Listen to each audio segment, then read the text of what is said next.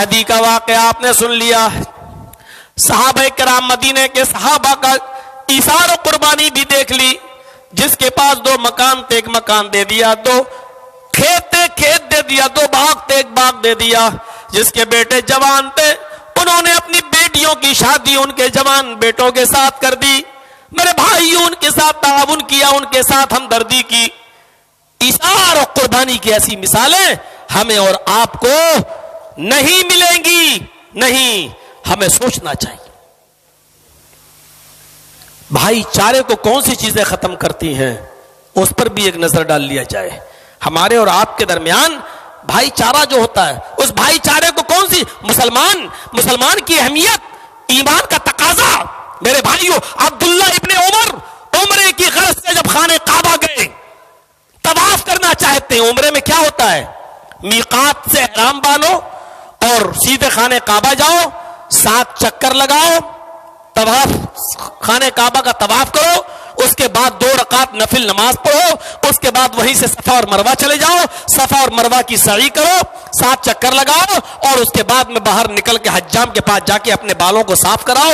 یا تو چاروں طرف سے آپ بالوں کو قصر کر دیں, چھوٹا کرا دیں چاروں طرف سے, یا پھر آپ پورے بال کٹوا دیں. پورے بال کو چھیلنا, اس طرح چلوا کر اپنے آپ کو بالکل گنجا اور ٹکلا بنا لینا, یہ افضل ہے, یہ بہتر ہے. لیکن اگر کوئی آدمی اپنے سارے بال نہ کٹوانا چاہے, سر نہ مڈوانا چاہے, تو وہ چاروں طرف سے بال چھوٹے بھی کرا سکتا ہے. شرط یہ ہے کہ چاروں طرف سے بال کٹنا چاہیے, چاروں, آج کل کی طرح نہیں. عبداللہ ابن عمر خانہ کعبہ میں جب گئے عمرہ کرنے کی نیت سے, طواف کرنا چاہتے تھے, طواف,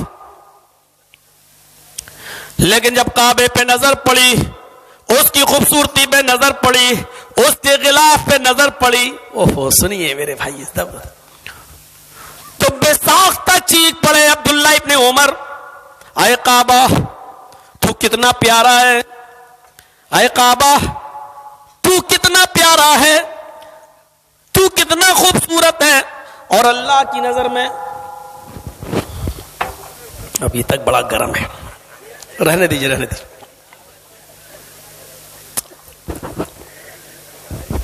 ہو گیا, چھالے پڑ گئے. سنیے, جیسے ہی نظر پڑی خانہ کعبہ پر تو کیا کہتے ہیں, کعبہ تو کتنا حسین ہے, کتنا خوبصورت ہے, کتنا پیارا ہے. دنیا تیرے چکر لگانے کے لیے تیرے پاس آتی ہے. اے کعبہ, اللہ کی نظر میں تیری بڑی عزت ہے, بڑا احترام ہے, تو اللہ کی نظر میں بہت ہی محبوب ہے, اللہ کی نظر میں بہت پیارا ہے, اللہ کی نظر میں تیری بہت تعظیم ہے, اللہ کی نظر میں تو بہت حرمت والا ہے. لیکن اے کعبہ سن, اور سنو لکھی پور والو, قاسم نگر والو, سنو غور سے سنو. اے کعبہ, تیری عزت اللہ کی نظر میں بہت بڑی ہے, تو بہت بڑی عزت والا ہے اللہ کی نظر میں. لیکن اے کعبہ سن, اے کعبہ سن, ایک مسلمان سے, ایک مومن سے بڑی تیری عزت نہیں ہے, ایک مومن سے بڑا تیرا مقام نہیں ہے, ایک مومن کی عزت و آبرو سے بڑھ کر تیری عزت و آبرو نہیں ہے, ایک مومن کا ادب اور احترام سے بڑھ کر تیرا ادب اور احترام نہیں ہے. یعنی تجھ سے بھی بڑھ کر اگر ادب اور احترام کے لائق کوئی ہے تو وہ ایک مسلمان بھائی ہے. ایک مسلمان کی نظر میں دوسرے مسلمان بھائی کی عزت اس سے بڑھ کر ہونی چاہیے. یہ دیکھیے. اچھا اب بتائیے, ہم کعبہ کی کتنی عزت کرتے ہیں؟ کوئی نماز آپ کعبے کے علاوہ کہیں اور منہ کر کے پڑھ سکتے ہیں؟ نہیں. کعبے کی اتنی عزت کہ اس کے رکن یمانی کو چھونا ہے, اور حجر اسود جہاں لگا ہے, رکن یمانی سے لے کے حجر اسود تک جب چکر آپ لگائیں گے تو زور سے آپ کو پڑھنا ہے, ربنا آتنا فی الدنیا حسنۃ وفی الآخرۃ حسنۃ وقنا عذاب النار.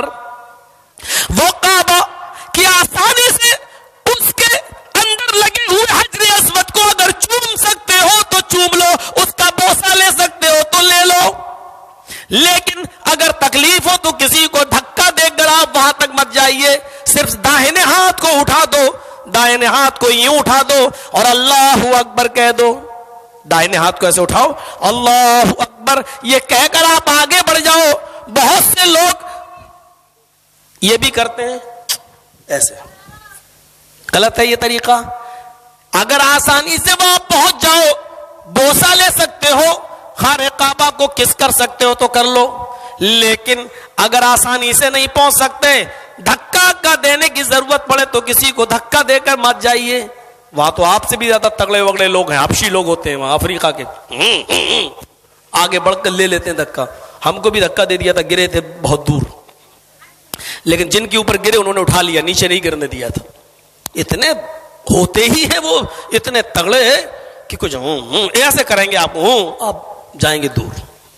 مجھ ٹھنڈے ہو, زبردست ہوتے. دیکھا ہوگا آپ نے, گیم میں کھیلتے ہوں گے نا, میچ تو دیکھتے ہی ہوں گے. کرس گیل کو دیکھا نا, کتنا رکھا ہے, ہونٹ ووٹ دیکھو کتنے موٹے. اس سے بھی زیادہ تگڑے تگڑے آتے ہیں تندرست, وہاں پر اٹھا کے وہ چاہتے ہیں کہ ہم ہی لے لیں اس کا بوسہ.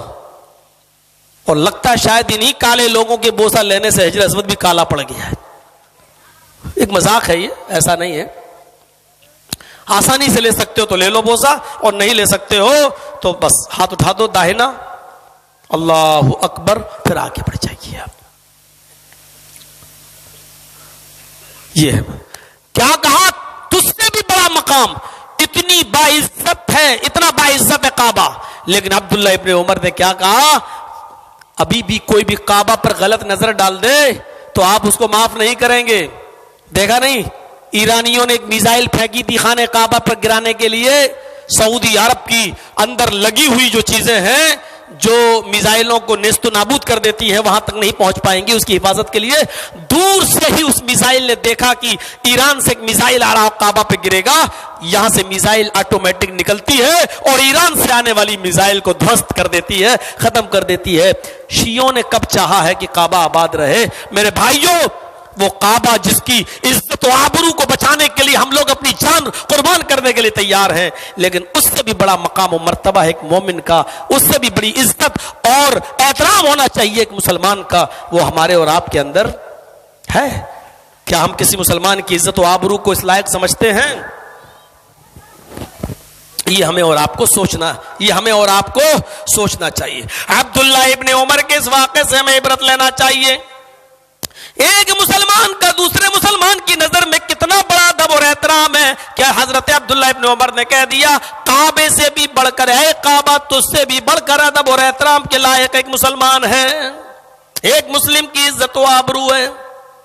جنگ ہو رہی ہے, اور سنو, جنگ ہو رہی ہے, اس جنگ کے اندر بہت سے صحابہ لڑ رہے ہیں. اس جنگ کا نام ہے جنگ یرموک, اس جنگ کا نام ہے جنگ یرموک. اس جنگ کے اندر صحابہ لڑ رہے ہیں, لڑتے لڑتے کچھ صحابی زخمی ہو کر گرے ہوئے ہیں. ایک صحابی کو ڈیوٹی ملی تھی کہ وہ پانی پلائیں زخمیوں کو, ڈھونڈیں اور تلاش کریں. ایک صحابی پانی کا برتن لیے ہوئے زخمیوں کو ڈھونڈ رہے ہیں, کوئی زخمی مل جائے تو ہم اس کو پانی پلائیں. اچانک ایک جھاڑی کے پاس سے آواز آتی ہے, زخموں سے چور پڑا ہوں, کوئی مجھے یہاں اٹھا لے اور مجھے مرہم پٹی جہاں لگائی جاتی ہے اس کیمپ کے اندر مجھے پہنچا دے. یہ پانی لے کر پہنچتے ہیں, اس جھاڑی پہ جاتے ہیں صحابی اور کہتے ہیں اس آدمی کو, اس صحابی کو اپنی ران پہ اٹھاتے ہیں, پوچھتے ہیں کیا تمہیں پانی کی ضرورت ہے؟ اس نے کہا ہاں, اگر تمہارے پاس ہے تو پانی مجھے پلا دو, مجھے شدید پیاس لگی ہوئی ہے. اس صحابی نے اپنے زخمی بھائی کو اٹھایا, اپنے سینے پر ٹیک لگا دیا, اس کو سہارا دیا اور پانی کا ایسے ہی گلاس اس کے منہ تک لے گئے, یا مٹی کا پیالہ اس کے منہ تک لے گئے. ابھی ہونٹوں تک گیا ہی تھا, ابھی پانی کا ایک قطرہ اس نے پیا بھی نہ تھا کہ دوسری آواز کہیں سے آتی ہے کرانے کی, پانی کوئی مجھے بھی پلا دے. ادھر تم پانی پلا رہے ہو, اگر ایک دو گھونٹ پانی کے بچ جائیں تو مجھے بھی پلا دینا, میرے پاس بھی لے آنا, مجھے بھی شدید پیاس لگی ہوئی ہے. اس صحابی نے دیکھا پانی کے برتن میں, پیالے میں پانی کمی ہے, دو چار ہی گھونٹ ہے, اگر میں نے پی لیا تو میرا بھائی پیاسا رہ جائے گا. اس نے وہ پانی اٹھا کر اسی کے ہاتھ میں دے دیا, فرمایا دیکھو شاید وہ مجھ سے بھی زیادہ پیاسا ہے, مجھ سے بھی زیادہ پیاس کی شدت محسوس کر رہا ہے. نہیں میرے بھائی, پہلے تم میرے اس بھائی کو پانی پلاؤ. یہ بنایا تھا ایثار, یہ قربانی دینے کا جذبہ یہ پیدا کیا تھا جناب محمد رسول اللہ نے ایک مسلمان بھائی کے دل میں دوسرے مسلمان کے لیے. اس نے پانی نہیں پیا, یہ پانی کا برتن لے کر دوسرے کے پاس جاتا ہے, لو بھائی پانی پیو, اس کو اٹھاتا ہے, اپنے سینے سے لگاتا ہے اور پانی کا برتن لے کر اس کے منہ تک لگاتا ہے. اتنے میں تیسری آواز آتی ہے وہی پڑے ہوئے تیسرے صحابی کی, میں بھی پیاسا ہوں, زخموں کی تاب نہیں لا سکا ہوں, میں گر گیا ہوں, اٹھنے کی طاقت نہیں ہے میرے اندر, اگر وہاں تھوڑا سا پانی بچ جائے تو ایک دو گھونٹ پانی مجھے بھی دے دینا.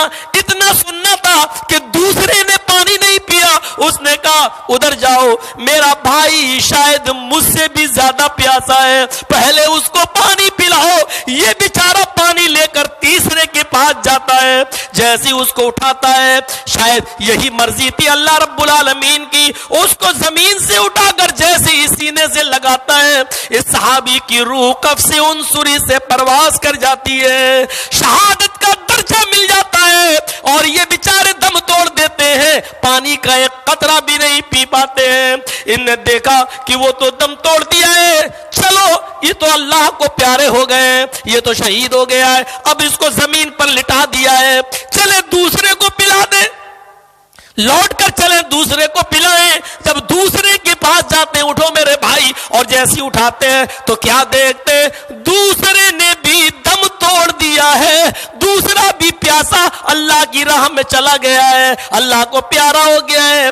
اس نے کہا لو یہ حضرت بھی اللہ کو چلے گئے, اللہ کے پیارے ہو گئے, اب ہم کیا کریں, ان کو بھی لٹایا. چلو پہلے کے پاس چلے, جنہوں نے مجھے یہاں ریفر کیا تھا, یہ پہلے کے پاس جاتے ہیں, کیا دیکھتے ہیں, پہلا بھی اب میرے پانی کا محتاج نہیں ہے, وہ بھی آب حیات سے اپنی پیاس بجھا چکا ہے, وہ بھی اللہ کو پیارا ہو گیا ہے. میرے بھائیوں, یہ واقعہ بیان کرنے کا صرف ایک ہی مقصد ہے, اور اس مقصد کو آپ سمجھ لیجئے کہ اللہ کے نبی نے ایک مسلمان کے دل میں دوسرے مسلمان کی عزت و آبرو کا اتنا خیال پیدا کر دیا تھا کہ یہ اپنے سے زیادہ اس کی زندگی کو پیارا سمجھتے تھے, اور یہ سمجھتے تھے کہ اگر میں نے پانی پی لیا اور میرے پانی پینے کے بعد اگر میں زندہ رہ گیا اور یہ مر گیا, یہ اس دنیا سے چلا گیا, تو میں کبھی بھی اللہ کو منہ نہیں دکھا پاؤں گا, کیونکہ وہ سمجھتے تھے کہ اپنے لیے جیے تو کیا جیے,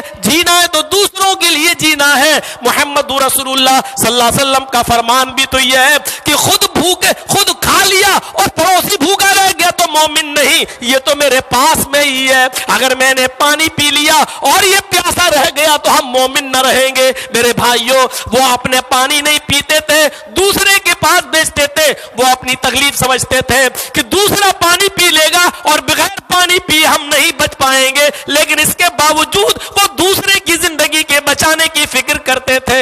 یہاں تو دوسروں کو برباد کرنے کی فکر ہوتی ہے, یہاں دوسروں کو برباد کیا جاتا ہے. دوسروں کو یہ کیوں آباد ہو رہا ہے, اس کی دکان کیوں چل رہی ہے, اس کا ہم سے زیادہ کاروبار کیوں چل رہا ہے, ہم دوسروں کو برباد کرنے کی فکر میں رہتے ہیں اور اپنا اور پیسہ بھی خرچ کر رہے ہیں. باقاعدہ پولیس کو پیسہ دے دے کہ مخبری کرتے, لو فلاں جگہ اتنا گانجا ہے, نکلنے والا ہے, یہاں سے ایک آدمی گانجا لے کے نکلتا ہے اور یہیں سے مخبری ہوتی ہے, مغل سرائے کے اسٹیشن پر پولیس آتی ہے, چھاپا مارتی ہے, مخبری یہاں سے ہوتی ہے. معلوم ہے کہ ایک ہمارا بھائی ہے, اگرچہ غلط کام کر رہا ہے, ناجائز کام کر رہا ہے, لیکن یہیں سے مخبری ہوتی ہے, اور یو پی کے मुगल सराय के स्टेशन पर पुलिस उसी डब्बे में आती है, उसी सीट पर आती है और यहीं से आदमी को वहीं से पकड़ती है, उसके पास गांजा बरामद करती है और उसको बनारस की जेल के अंदर ठोक देती है, डाल देती है। मेरे भाइयों, हम नहीं कह रहे कि ये काम गलत है, हम नहीं कह रहे कि गांजा और ये इसमें ये जायज है, हम नहीं कह रहे हैं ये सही है, लेकिन सवाल ये है कि अपने भाई की मुखबिरी करना, क्या अपने एक मुसलमान भाई मुसलमान है, काम गलत कर रहा है, लेकिन इस काम के गलत होने पर उसको काफिर नहीं कहा जा सकता है। आपको उसकी इस्लाह करना है, वो बिगड़ रहा है तो आपको उसको बिगड़ने नहीं देना है, उसकी इस्लाह की हर मुमकिन कोशिश करना है, हर मुमकिन कोशिश। और सारे नबी तो बिगड़े हुए को सुधारने ही के लिए आए थे, उनको समझाने ही के लिए आए थे। हमारी और आपकी भी जिम्मेदारी है कि हम अपने भाई को अगर गलत रास्ते पे चल रहा तो उसको समझाएं। अल मोमिनु मिरातुल मोमिन, एक मोमिन दूसरे मोमिन के लिए आईना है। जैसे शीशे में आप खड़े हो जाओ, आईने के सामने खड़े हो जाओ तो आपके जिस्म पर जो भी है शीशा बता देता है, या फोड़ा, या फुंसी, या खून निकल रहा है, या काले गोरे, शीशा सब बता देता है। आपको शीशे पे गुस्सा नहीं आता, आईने पे। ऐसी एक मुसलमान दूसरे मुसलमान के लिए आईना है, उसके अंदर कोई बुराई देखे तो उसको अकेले में, तन्हाई में उसको समझाए और उसकी इस्लाह करे। जंग यरमूक के इस वाक़े से हमें अंदाजा लगाना चाहिए कि एक आदमी दूसरे के लिए अपनी जान दे रहा है। हज्जाज इब्न यूसुफ कितना बड़ा जालिम था, सब जानते हैं। हज्जाज इब्न यूसुफ कितना बड़ा जालिम था, सब जानते हैं। अब्दुल्ला इब्न जुबैर जैसे सहाबी रसूल को उसने कत्ल करवा दिया था। कौन अब्दुल्ला इब्न जुबैर? हजरत अस्मा के बेटे। कौन अस्मा? हजरत आयशा की सगी बहन। कौन? अस्मा मुहम्मदुर रसूलुल्लाह की सगी साली। समझ गए रिश्ता, समझ गए ना? हजरत अस्मा के बेटे कौन थे? अब्दुल्ला इब्न जुबैर। कौन अस्मा? जब सहाबा और सहाबियात मदीने में मक्के से हिजरत करके गए तो सबसे पहले मुहाजिरीन में, हिजरत करके मदीना जाने वालियों में सबसे पहले अगर किसी के यहां बच्चा पैदा हुआ था मदीने पहुंचने के बाद तो वो हजरत अस्मा थी, जिन्होंने एक बच्चे की विलादत हुई, जिनके पेट से एक बच्चा पैदा हुआ। यही अब्दुल्ला इब्न जुबैर। कौन अब्दुल्ला? अस्मा के बेटे। कौन अस्मा? आयशा की बहन। कौन आयशा? मुहम्मदुर रसूलुल्लाह की बीवी और हजरत अबू बकर की बेटी, मुहम्मदुर रसूलुल्लाह की साली। अस्मा के बेटे अस्मा ने लंबी उम्र पाई थी। 100 साल की हो जाने के बाद भी आंखों की रोशनी में फर्क नहीं पड़ा था और उनकी दांत में एक भी दांत नहीं गिरा था। अस्मा ने 100 साल की उम्र में उनका एक भी दांत नहीं गिरा, उनकी आंखों की रोशनी भी कम नहीं हुई, लेकिन हां उम्र के ज्यादा हो जाने की वजह से उनकी कमर झुक गई थी और वो लाठी लेकर चला करती थी। लाठी लेकर हज्जाज इब्न यूसुफ ने बहुत बड़े बड़े सहाबा का कत्ल करवाया था, अपने जुल्म सितम में वो मशहूर था, उसने कत्ल करवाया था। अब्दुल्ला इब्न जुबैर को भी, अस्मा के बेटे को भी हज्जाज इब्न यूसुफ ने कत्ल करवा दिया था और कत्ल करवाने के बाद उनकी लाश को काबे की दीवार पे लटका दिया था। फिर उसने अस्मा को बुलाया था, बुढ़िया आ, तू कहती थी मुझे अपने बेटे पे बड़ा फख्र है और मेरा बेटा हज्जाज से लड़ता है। आए अस्मा आ, आए बुढ़िया आ, आए मुहम्मदुर रसूलुल्लाह की साली आ, आए अबू बकर की बेटी आ और अपने बेटे का अंजाम देख ले, मैंने तेरे बेटे के साथ क्या किया। अस्मा लाठी टेक कर आई, लाठी जमीन पर रखकर कमर झुकाए हुए आती है, कहती हज्जाज कहां है मेरा बेटा? का तेरा बेटा देख वो है, काबे की दीवार पर लटका हुआ है, मैंने उसको मरवा दिया है, कत्ल करवा दिया है, देख तेरा बेटा काबे की दीवार पर लटका है। उसने कहा मेरे बेटे के कपड़े मुझे दिखाओ। देखती है कि मेरा बेटा कपड़ों समेत लटका हुआ है। کہتی ہے حجاج تو کہتا ہے میرا بیٹا مر گیا ہے، میں کہتی ہوں کہ میرا بیٹا مرا نہیں ہے، میں نے کپڑے اس لیے دیکھے کہ جو کپڑے گھر سے پہن کر نکلا تھا انہی کپڑوں میں میرا بیٹا شہید ہوا یا نہیں؟ الحمدللہ میرا بیٹا انہی کپڑوں میں شہید ہوا۔ میں نے کپڑے اس لیے دیکھے کہ بہت سے لوگ جب جنگ میں لڑتے ہیں تو لوہے کی زرہ پہن لیتے ہیں تاکہ دشمنوں کا تیر نہ لگے اور میرے سینے کو چھلنی چھلنی نہ کرے۔ میں نے اپنے بیٹے کو لوہے کی زرہ پہننے سے منع کر دیا تھا۔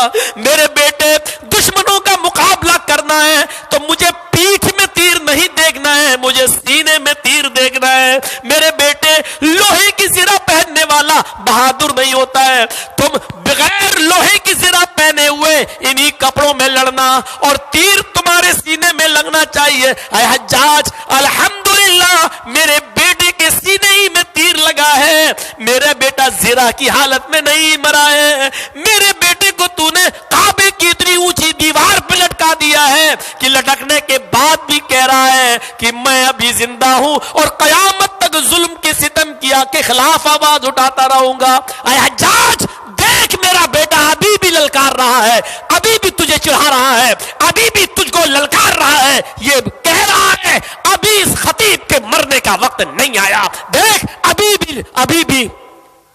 حجاج کو غصہ آ رہا ہے، وہ سوچ رہا تھا کہ اسما پاگل ہو جائے گی، اپنے بال نوچے گی، اپنا سینہ چاک کرے گی، اپنے گریبان پھاڑے گی اپنے بیٹے کی جدائی میں۔ اس کے بعد اسما بہت روتی ہے، پھر بہت ہنستی ہے، پھر بہت روتی ہے۔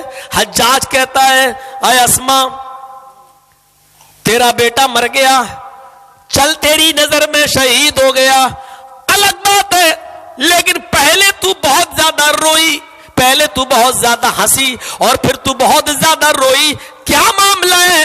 یہ کیا ہے؟ پہلے تو ہنستی ہے پھر روتی ہے۔ کہتی ہے حجاج اپنے بیٹے کو جب میں نے شہادت کی حالت میں دیکھا اور کعبے کی دیوار پہ لٹکا ہوا دیکھا تو مجھے بے ساختہ ہنسی آئی، میں اس لیے ہنسی، یہ میرے بیٹے کی خوش نصیبی ہے، اچھی موت ہے۔ اے حجاج میں اپنے بیٹے کی خوش قسمتی پر ہنس رہی ہوں اور روئی اس لیے ہوں کہ یہ میری بدقسمتی ہے۔ اے حجاج میری کوکھ سے میرے پیٹ سے ایک ہی بیٹے نے جنم لیا ہے، اے حجاج یہ میری بدقسمتی ہے کہ اپنی بدقسمتی پہ میں رو رہی ہوں۔ اے حجاج اگر میرے 70 بیٹے بھی ہوتے، ایک جگہ آتا ہے کہ اگر میرے 1000 بیٹے بھی ہوتے تو میں 1000 بیٹوں کو آج کعبے کی دیوار پہ لٹکتا ہوا دیکھتی تو مجھے خوشی ہوتی۔ اے حجاج اپنے بیٹے کی خوش نصیبی پر اور اپنی بدقسمتی پر میں اپنی بدقسمتی پر میں رو رہی ہوں، اپنے بیٹے کی خوش قسمتی پر میں ہنس رہی ہوں اور اپنی بدقسمتی پر میں رو رہی ہوں کہ میں نے ایسا ایک ہی بیٹا پیدا کیا ہے۔ یہ حجاج اتنا بڑا ظالم جس نے بڑے بڑے صحابہ کو قتل کروا دیا، اس کے دشمنی کا یا غصے کا شکار ہو گئے مشہور تابعی، مشہور اور جلیل القدر صحابی اس کے غصے کا شکار ہو گئے۔ نام ہے ان کا سعید ابن جبیر، اور سنیے گا جو چیز بتانا چاہتا ہوں وہ آپ، سعید ابن جبیر اس کے غصے کا شکار ہو گئے لیکن بھاگ گئے، گرفت میں نہیں آئے۔ حجاج ابن یوسف نے اپنے 2 سپاہیوں کو ان کو تلاش کرنے کے لیے بھیج دیا، جاؤ سعید ابن جبیر جہاں بھی ملے ان کو زندہ پکڑ کے لانا، ان کو میری آنکھوں کے سامنے قتل کیا جائے گا، جو بھی قتل کرے گا میری آنکھوں کے سامنے قتل ہوگی۔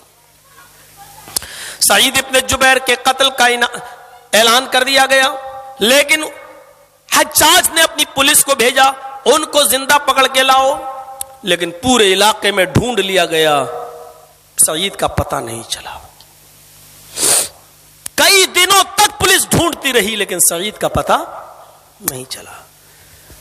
کسی چمچے نے خبر دے دی، اس زمانے میں بھی چمچہ گیری ہوتی تھی، پیسوں کا لالچ دے کر جو بھی ڈھونڈے گا یا بتا دے گا تو اس کو اتنا انعام اتنا انعام اتنا انعام، اور کسی مسلمان نے ہی خبر دے دی حجاج کی پولیس کو کہ فلاں فلاں گھر میں رات میں چھاپا مارنا، سعید تمہیں وہاں مل جائیں گے۔